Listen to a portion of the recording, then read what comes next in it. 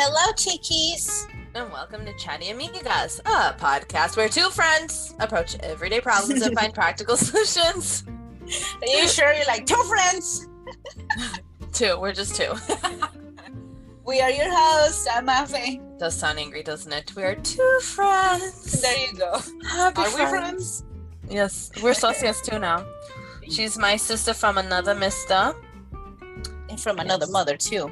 That's true. You have to say that. Now people are going to be like, wait, what's happening? No, we don't. We posted about it. They know. Okay, so yes, that's Mafe and I'm Mella. As you can tell, we're doing things a little differently today. Woo, woo. Yes. We were sent in tea time questions. We felt were related enough to one another that we decided to incorporate both of them into this episode. Exciting! Mm-hmm. Okay. Tea time question number 1 was sent to us by Anonymous. We'll be revolving the main episode around that one. So thank you so much, Anonymous, for your question. Thank you. And their question is, I am ready for a career change, but I don't know what to do. I've done the same thing for 10 years. So that is the main question. We're going to revolve the episode around it. And question number 2 will be answered during the tea time portion. So stay tuned for that. So let's begin. Today, we will be spilling the tea on career change. All right. So I did a bit of research. Thing is, when one makes a career change, it becomes an unsettling period of a person's life because it's a major decision, right? Career pivots involve more friction, disruption, and risk than simply staying on a more linear traditional career path. Mm-hmm. But sometimes you just need to successfully reinvent yourself and you need something different. And honestly, there's really nothing wrong with that. So I found this article I really liked. It talks about someone that did a huge career change. I think they even moved countries, if I'm not mistaken. Yeah. And they spoke to hundreds of people that were navigating career changes. And this person's personally interviewed over 50 individuals from 10 countries and 5 continents who shared their personal stories. So what she did was she took all that, the people that I think it's a she or he, I'm not really sure. They span a wide range of ages, backgrounds. Is it he? Oh, it's a him. Oh, Lord. Joseph. Joseph. You. Yes, this is from Forbes.com. Like always, we leave the references down below. Feel free to look at it. Mm-hmm. They even did a podcast about it. It's called Career Relaunch Podcast if you want to listen to it. This person I feel has way more of an education than like Mafia and I do. Right. So what he did was he took in those people. They span from wide ranges of ages, backgrounds, industry, and roles. And he discovered many common actions and beliefs that seem to separate individuals who manage to pull off a radical career change from those who didn't. So these are the 10 lessons that Joseph learned on what it takes to successfully relaunch your career. Okay. So number 1, and honestly, I believe this with all my might, except that no shortcuts exist. Okay. Every time Joseph tried to take his career into a new direction, it took him longer than expected. I have to say with me, it's same. I had to change from being in the school industry to administrative, and that was not easy. Like you would think it would be. Oh, it is not. I had to have experience. I had to take a job where they paid much lower. Like it took me a good while. I had to have, and a lot of these places won't take someone that has less than 3 years experience of admin, which to me is insane, but it is what it is. Figuring out what Joseph wanted to do after he dropped out of medical school took him a solid 3 years of confusion, reflection, and exploration, followed by another 2 years of additional schooling in business school, owning into his new career direction. So just know that any successful business venture is a product of hard work, day after day, month after month, year after year, until there's a significant breakthrough. Okay. Prepare yourself to run a marathon rather than a sprint, because although shortcuts are handy, in reality, few exist when you're trying to create a meaningful career change. This, I have to say, is very true. I had the same problem. I had to take, like I said, jobs that paid less, hours were weird, it was stuff I didn't really care to do, but it was admin and I needed that under my belt. And only until then was I able to start getting the better jobs that actually paid well. And I had more flexibility in the schedule. But it took me from, I want to say roughly around 2013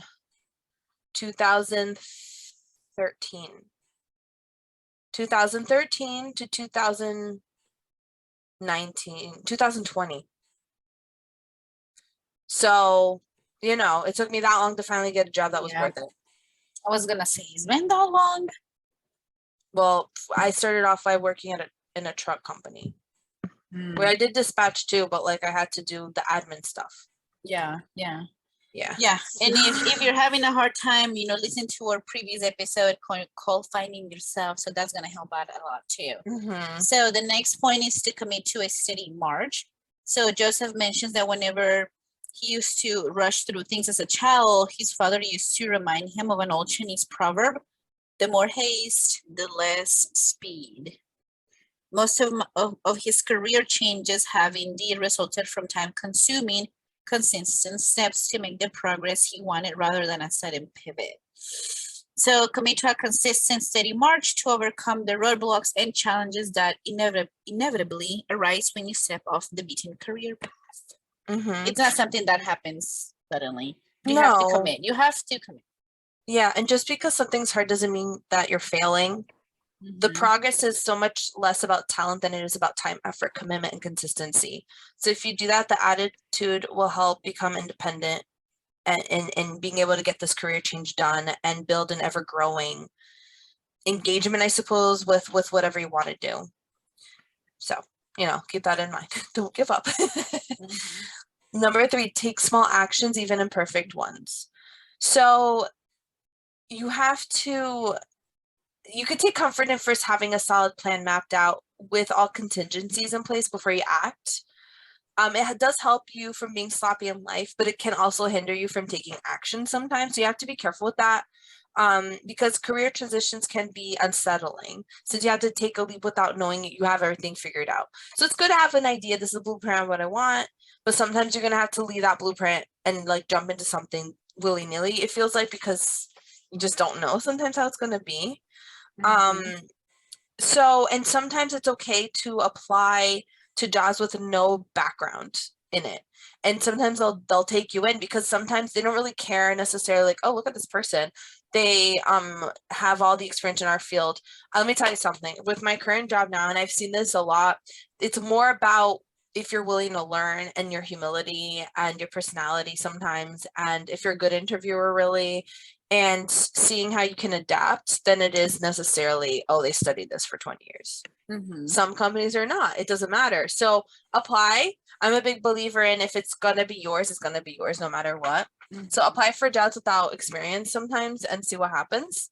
But like, also be realistic. Like, if you have worked as a, I don't know, mechanic for 20 years of your life, don't apply to be in the ballet. You know what I mean? Like, let's like go. Be realistic. Be realistic, but maybe you can apply to a construction related field if that's something you'd rather do. The probability of them picking you, or a car sales, it is much higher, even though it's not the same thing. But like, if you like, I want to be a background singer for Celine Dion, it's not gonna work.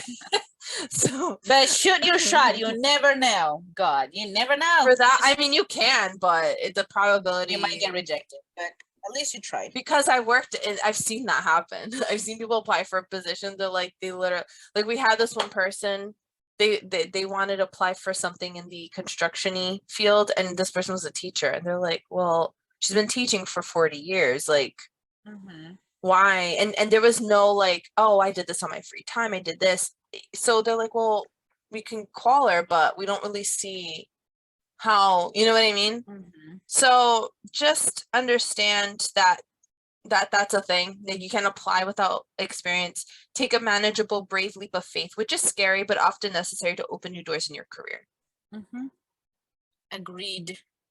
With that being said, maybe this is a good transition into tea time. Oh yeah, let's do that. I love that. Let's do tea time. Tea time. Sound like an old lady. So tea time is when we answer one question that has been submitted to us by one of our listeners. And today's second question was sent to us by Dave. Thank you very much, Dave. Thank you, sir. And their question was, I want a raise. Fair. Yep. How do I ask my boss, especially during these financially awkward times? So we did research because fair, you know, and we want to make sure we answer to the best we can. And I loved this one here. It's how to ask for a raise in a pandemic recession. This was done August 2020. It is a difference of 2 years, but I felt it was still pretty good in figuring out how to negotiate a raise. Timing does matter. Right now is the best time to ask for a raise, 1,000,000%. It is now the employee's time, not the business time. I know very soon things are going to start shifting. I'm hoping that when this is released, it makes sense.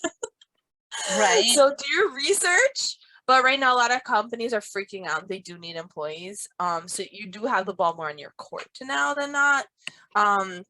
So yes, let's look into how we can do that. One of the top ways to do that is quantify your most recent contributions.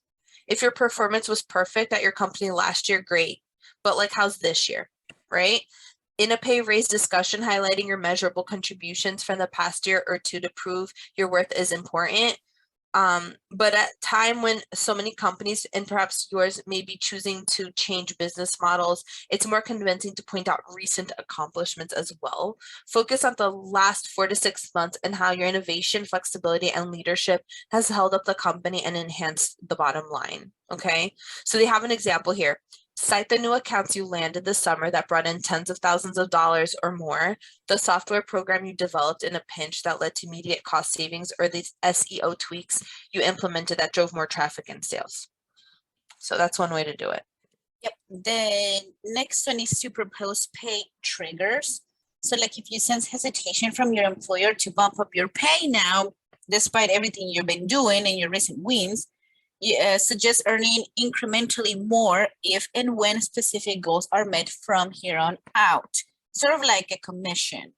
This lady, Georgia Lee Hassey, who runs the firm Modernist Financial in Portland, Oregon, she suggests design some triggers for increasing income. Like if you meet this stretch goal that would produce this much revenue, maybe you could get a piece of it, she said.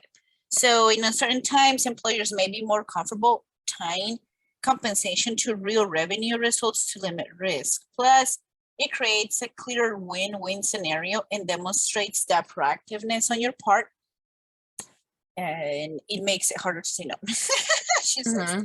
So, for example, let's say you run admissions at a school and manage to increase online enrollment this summer. If your boss still resists raising your pay, suggests that if you attract a certain number of students for the next term, you receive a 15% pay bump or whatever you think it's fair, which is just a fraction of the enrollment revenue.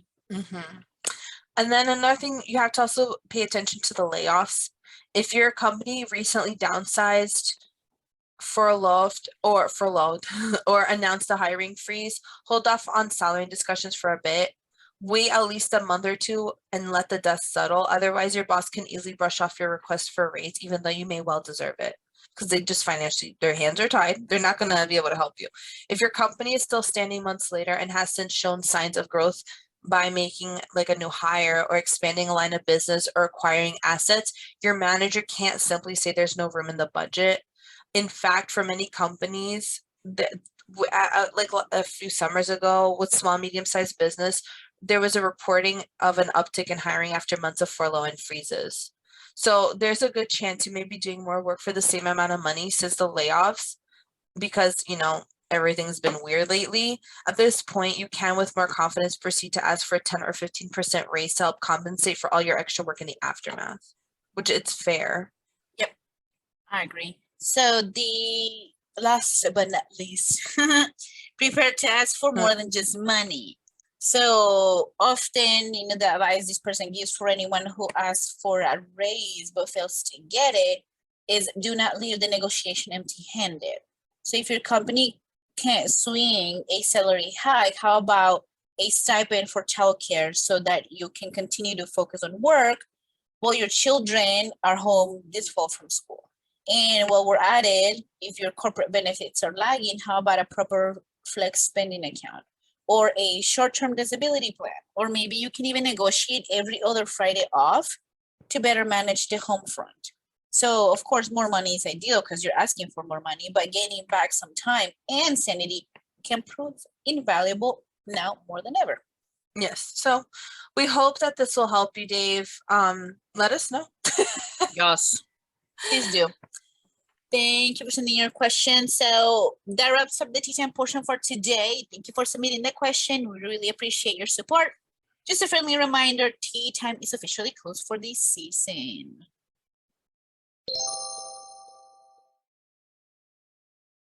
Now, the next one, we're back Career changes. talking about career changes. Thank you. Mhm. Number 4 is to explore without expectation. So sometimes we tend to hesitate investing time into something unless we know for certain that it's going to lead into something worthwhile. So this can get quite circular because you may not know whether something is worthwhile until you actually try it. So the only way to actually see what's gonna come is to just give it a try. You know, give some of your ideas full respect and just go ahead and actually try them. You know, there is a quote from this lady, Vicky Dane here, that says, human behavior, attitudes, and human interactions were really fascinating to her. So she went on to try a lot of things, you know, from writing to baking to farming to carpentry. And, you know, she tested a bunch of waters. And so she found that the human behavior was more fascinating to her. And she eventually identified clinical psychology as a career she wanted to pursue. So this is something that's going to help you figure out what you want to do. So you just gonna have to go and test all things out. So reserve judgment and expectation until after you dip your toe in the waters you're exploring, so you can cast the net widely, dispel your preconceived notions, and understand which realities ultimately resonate with you. Yeah, and with that, it's embrace your unique journey. So some people try to attempt a specific role that they don't really have much experience in, or they didn't go the more traditional route in learning how to do certain careers. But you know, don't apologize for it. The mindset's not going to help you at all, especially if you're interviewing for these roles. If there's something you're passionate about and something that fulfills you, just go for it.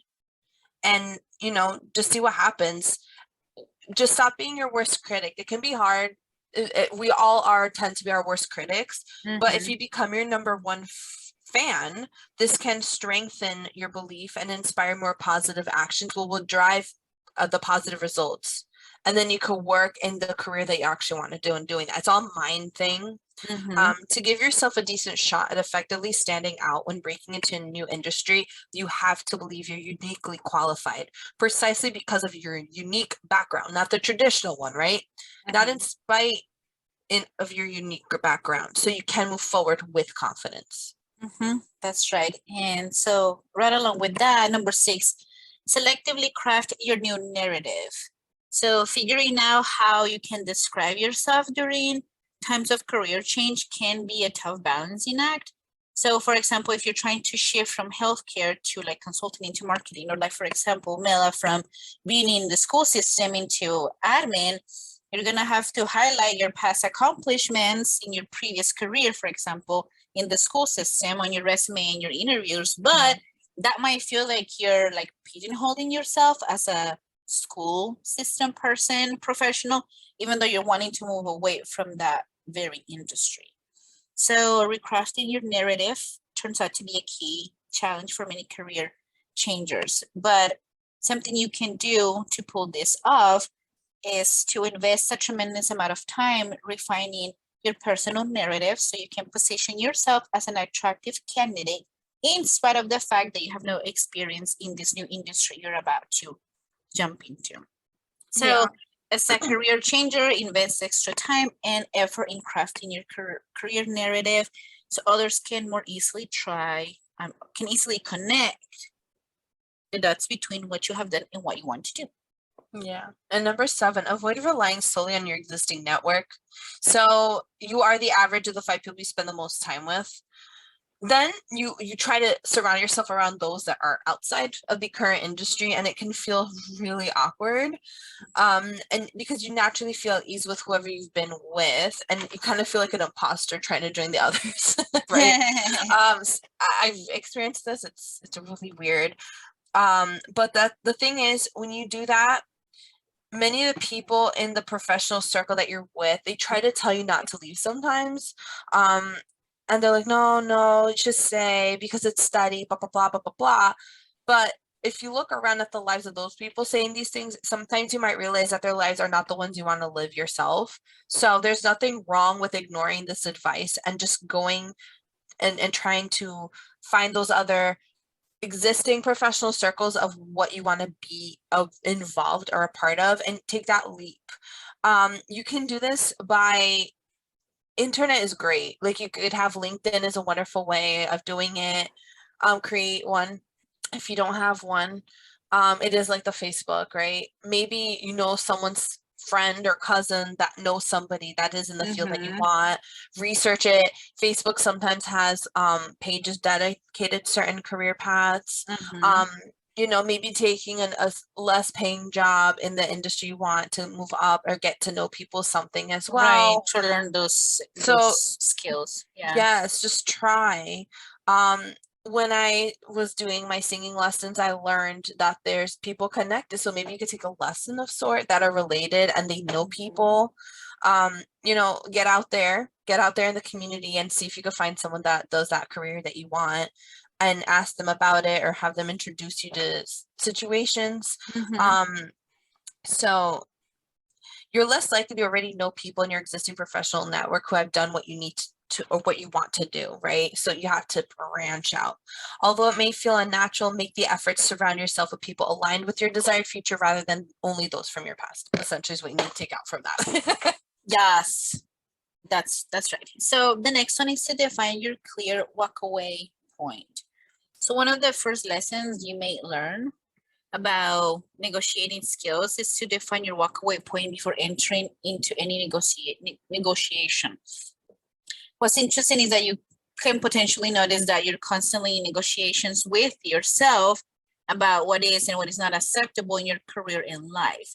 So for example, like if you really value your work-life balance, you may go through plenty of periods in your career where you tolerated long stretches of coming home late and working weekends. So you don't, there's a quote here from a professional tennis player that she says, I didn't need to prove anything anymore to anyone else or myself. I just didn't want to do it anymore. If you have hit that point, then that's your walkaway point. Yeah, but you have to also know your values, right? You have to ask yourself some questions. So go back to our previous podcast for that one about finding yourself. So it is it's incredibly important to let go. It's only by letting go that you can start a fresh life and give it your all. So to start a new chapter in your career, define what your walkaway point will be. Commit to that standard and be willing to move on when the line is crossed. Yeah, you don't want to waste more time, energy, and money in something that is not going to be good. Or benefit you in any way. Yeah. Yeah. With that, number 9, pursue energy instead of passion, because sometimes passion can be like an unreachable standard in taking the career towards there. So instead, try to spend more time using the strengths you have and do things that interest you, even if they don't reach that level of true passion. Okay. Especially if like artists work, anything art, are you really going to reach to that point? Like artists are very big perfectionists, I feel. And yeah, so that's something think about that. I really liked the example of a former software marketer, Zai Divecha. I think I'm saying that wrong. I think I'm saying it right. I'm not sure. If I'm not, I apologize. So she started making a career change when she realized she was feeling much more motivated by her side projects than her day job. So what she started to do was have a fundraising cycling team, and she loved that feeling and that energy she had when she built something of her own. So what she did was she decided, if I could create a job for myself where I'm in the flow for at least some part of the day, that would be awesome. I knew I wanted to work for myself. I know I wanted to be creative, but I didn't have an exact plan. That's what she was saying. So thinking about which activities energized her helped her uncover where to take her career. She says, I've always done stuff with my hands in my free time since I was a little kid. That's when I feel the most engaged and focused. So after spending over a year exploring potential ideas with other crafts people that she knew, she eventually launched her own steel art design studio and now creates paper sculpture installations for her clients. So that did like so many turns. Mm-hmm. But it worked out for her and she's really happy. So essentially, what we should take out of this is identify ways to do more work that energizes you, can to guide where to take your career. Okay, even if you haven't identified a strong passion. Yes, and along with that, if it's energizing, you have to trust your instincts. And you know, we all know ourselves a little bit better than anybody else knows us, right? And you may describe yourself as a logical individual who is an extreme planner, or you may be more emotional and just go with your gut or follow your heart, you know, however you describe yourself. And some of your career changes may not seem like rational or logical to everybody else outside of your circle. But deep down, if you have a strong gut feeling that the time had come to do something else, then you should always trust your gut. So as soon as you realize what you want to do, it doesn't matter what other people think about what you're doing anymore. Because if you know that that's the right thing for you, then that is the right thing for you. So if you're trying to figure out where to take your career, you know, or what to do, just respect your intuition. You know, trust your gut feeling, follow your instincts. If it doesn't feel right, it's because it isn't. So give yourself time to figure it out. The answers will come to you if you remain open. So again, trust your inner intuition because it often points your career in a direction that truly honors who you are, even when it flies in the face of logic. So essentially, at the end of the day, no magic wand will happen. There's no magic wand there to change your careers, but they do have helpful tips out there and steps. Everyone's journey is unique. We need to remember that. Don't compare. While common success patterns do exist amongst those who pull off a major career change, at the end of the day, you have to decide which actions will enable you to carve out essentially your own unique path of whatever career it is that you want to take. The good news is you are the one in control, right? It's not something that was taken away from you. You get to decide when and what to act on, and you know what you want to step away from if it's something that makes you uncomfortable. The thing that at the end of the day that everyone said they had in common with the career changes was this: making the effort to pursue more meaningful work is awesome.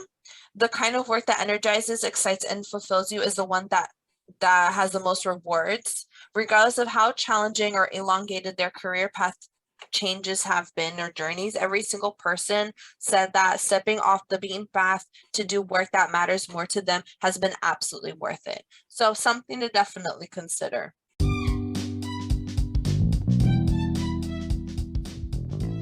That is it for our podcast today. Thank you so much for listening. We sincerely hope you liked it. We would love to know your thoughts about our episodes, so please feel free to leave us all the comments you'd like. Yes, please subscribe, give us a like, a follow, and or a star rating. If you want to hear more episodes like this one, please follow us on every social media platform at Chatty Amigas. Thank you so much for listening, Chiquis. We'll be back every Tuesday with the tea. Bye.